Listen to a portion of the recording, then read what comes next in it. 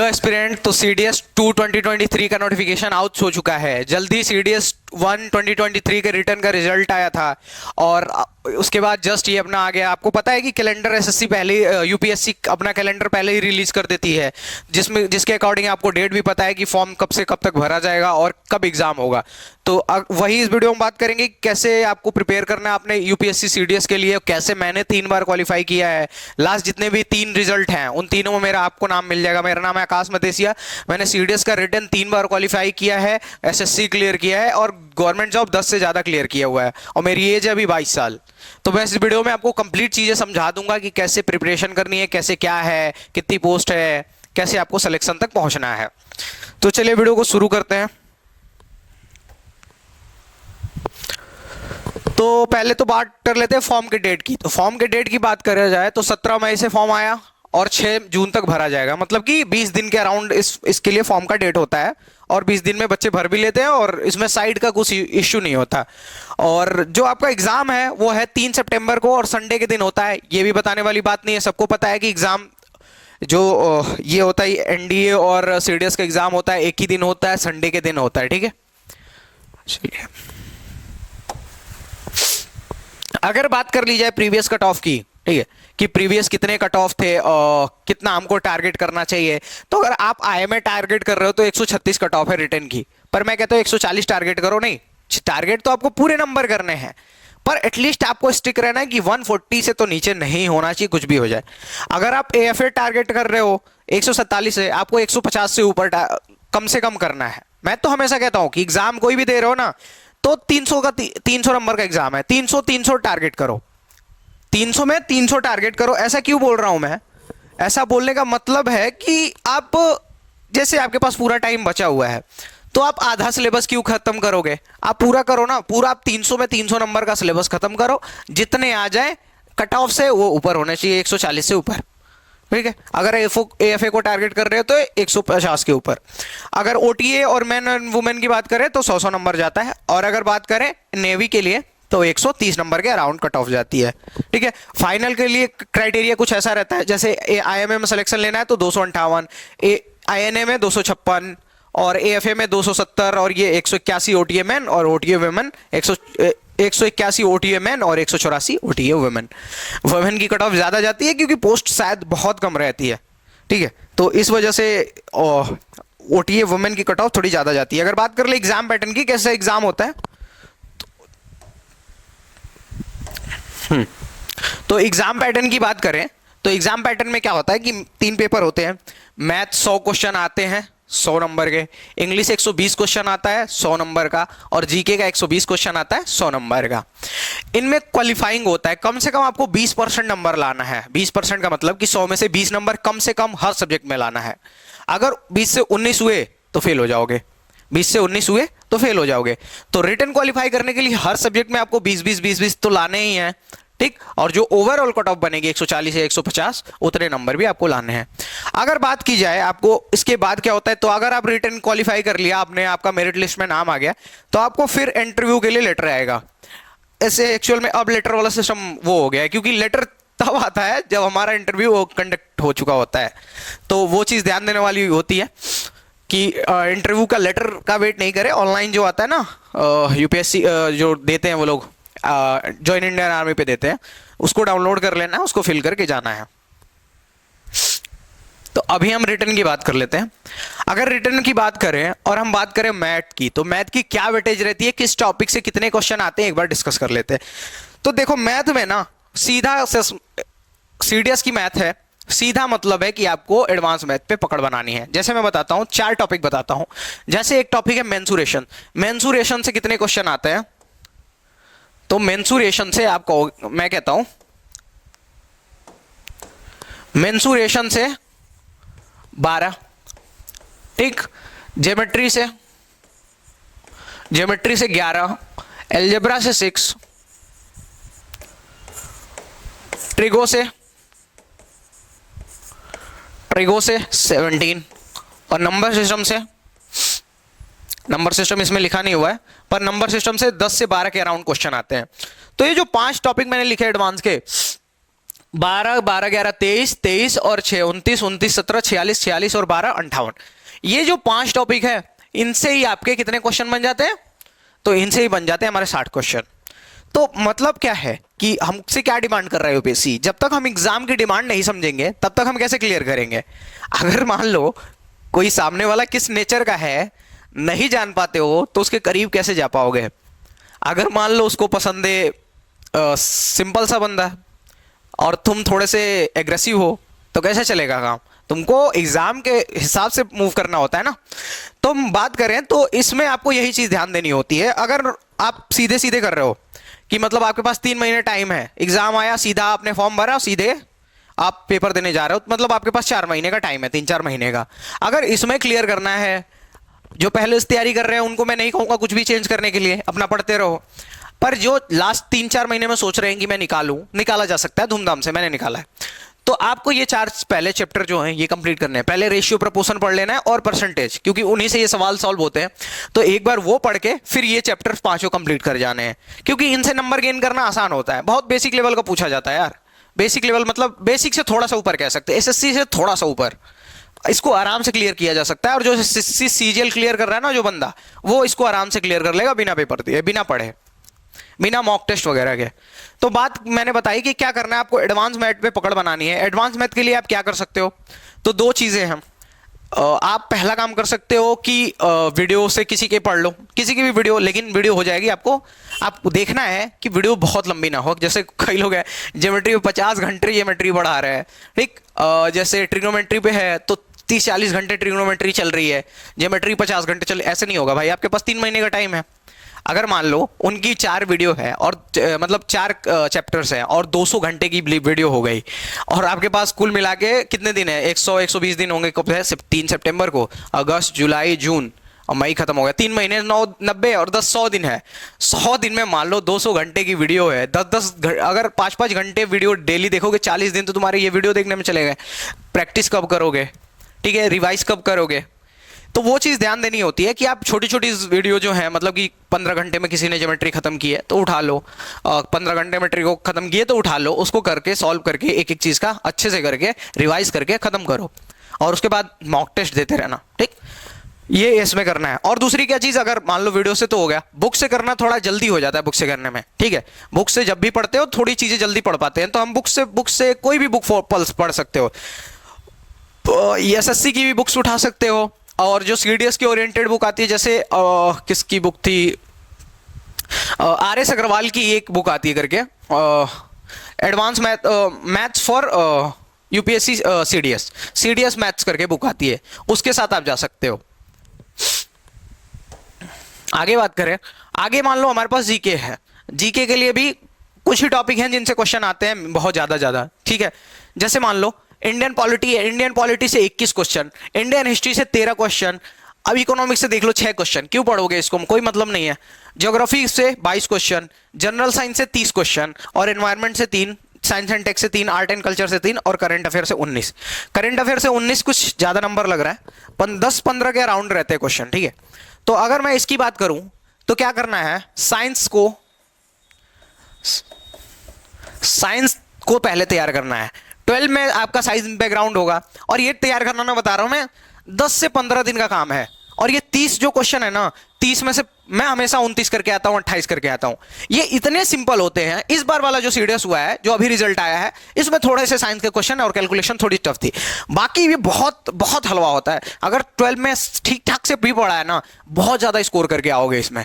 तो science cover करो, और साइंस के लिए बुक क्या कर सकते हो, एक अरिहंत की बुक आती है इंसाइक्लोपीडिया करके, तो उसके साथ जा सकते हो, या आपने कोई साइंस की बुक रखी है उसके थ्रू जा सकते हो। वीडियोस मत देखना इसकी, ठीक है, इसकी वीडियोस देखना वर्थ नहीं है।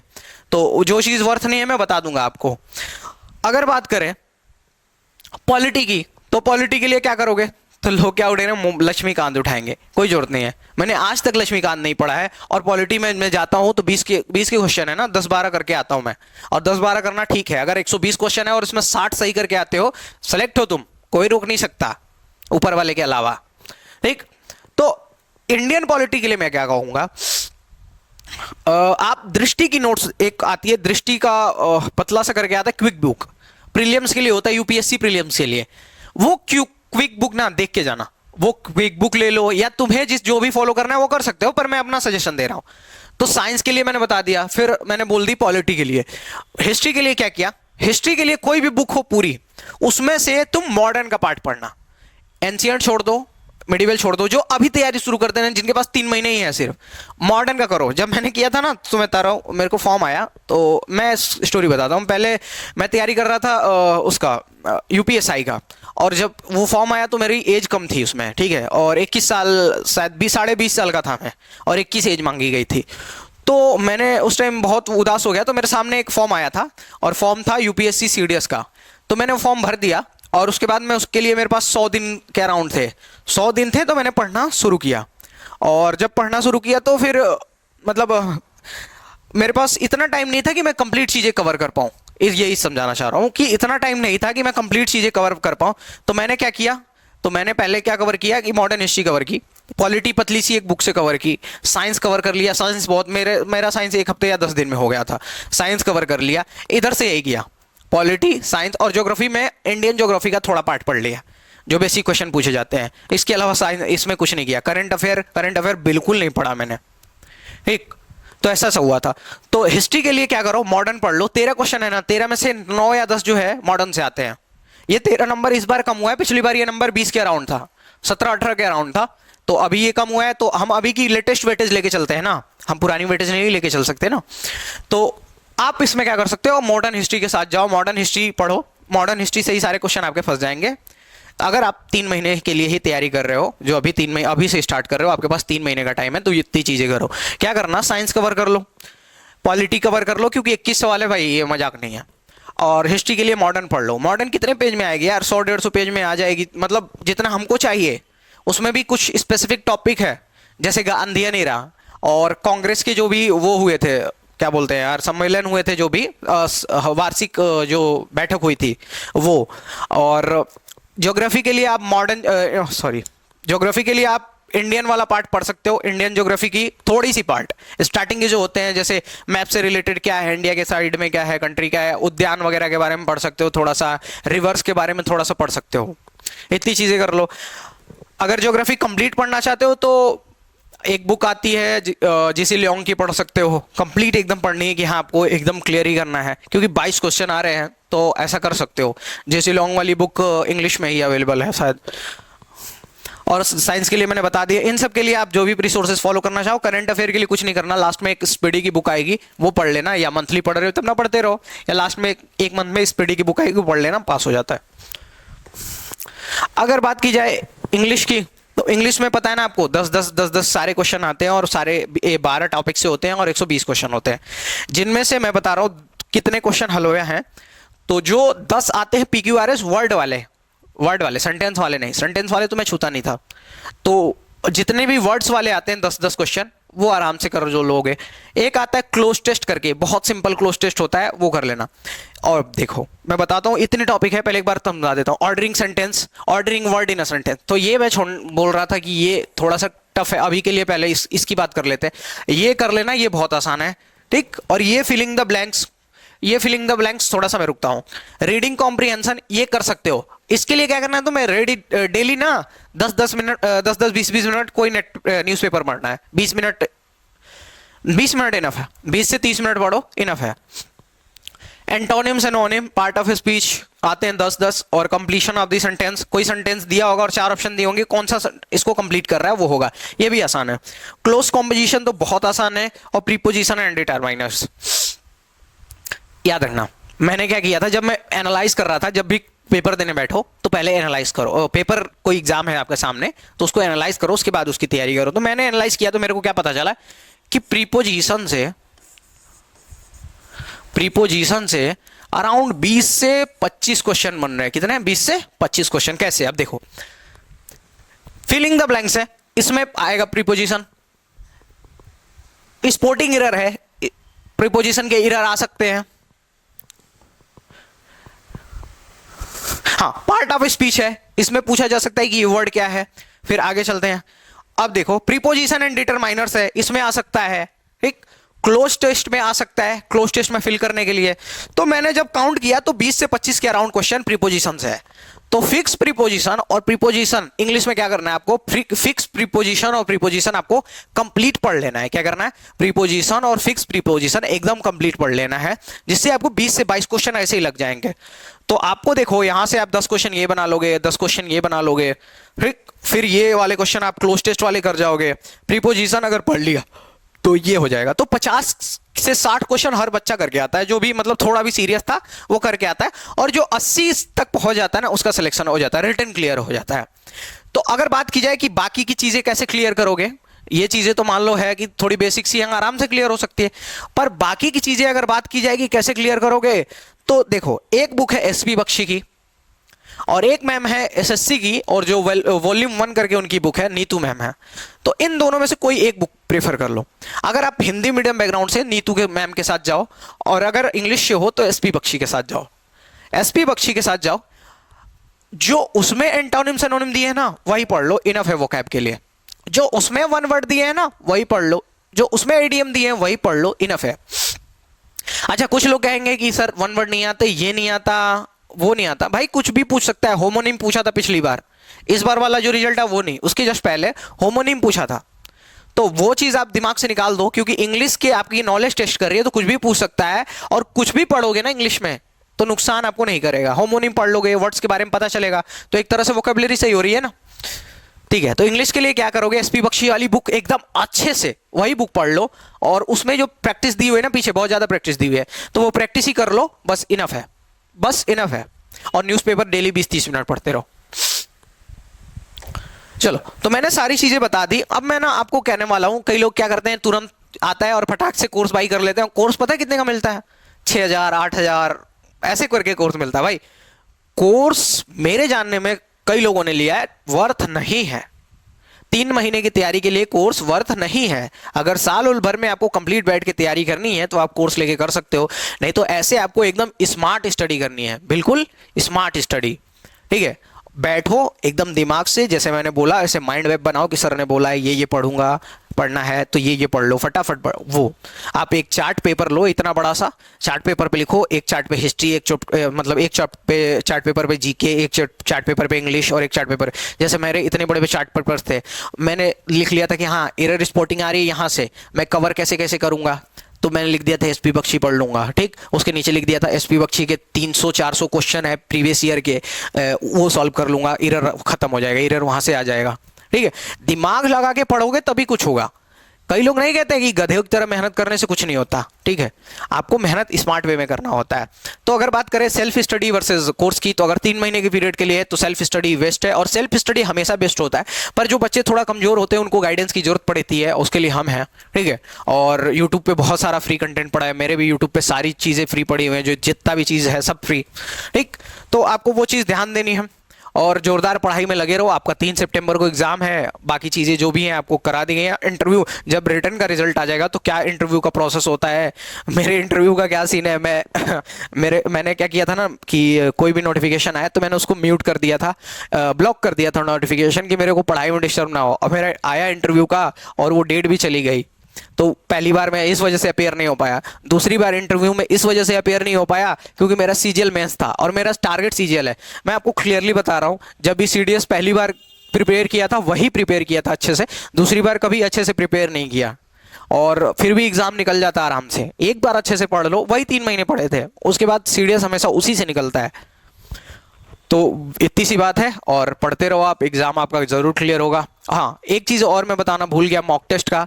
तो मॉक टेस्ट के लिए आपको क्या करना है कि अभी से नहीं, अगर आप अभी प्रिपरेशन को शुरू कर रहे हो तो आपको जुलाई से हर संडे आपको 3 मॉक टेस्ट देने हैं। मैं देता था, दिमाग खराब हो जाएगा उस दिन, आपको 10 से 12 घंटे पढ़ाई करनी है। क्यों?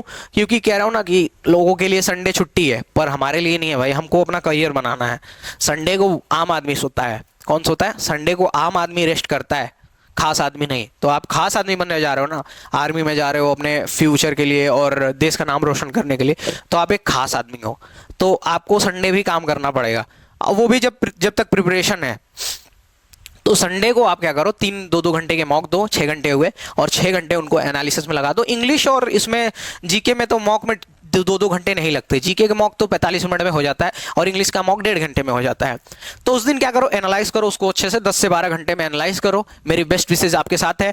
अगर आप कहोगे तो मैं एकदम प्योर बुक लिस्ट ला दूंगा, जिससे ये वाली बुक इस टॉपिक के लिए, ये वाली बुक इस टॉपिक के लिए, मॉक टेस्ट के लिए ये चीज, सारी चीजें आपको प्रोवाइड कर दूंगा। आपको अगर नीड है तो आप कमेंट बॉक्स में बताइए, जरूर हम उस पर वीडियो बना देंगे। और 3 बार क्वालिफाई किया है तो उस एक्सपीरियंस पे मैं आपको सारी चीजें बता रहा हूं, ठीक है। तो इस वीडियो में इतना ही। अगर आप यहां तक बने हो तो थैंक यू सो मच, और वीडियो को लाइक कर दो, सब्सक्राइब कर दो।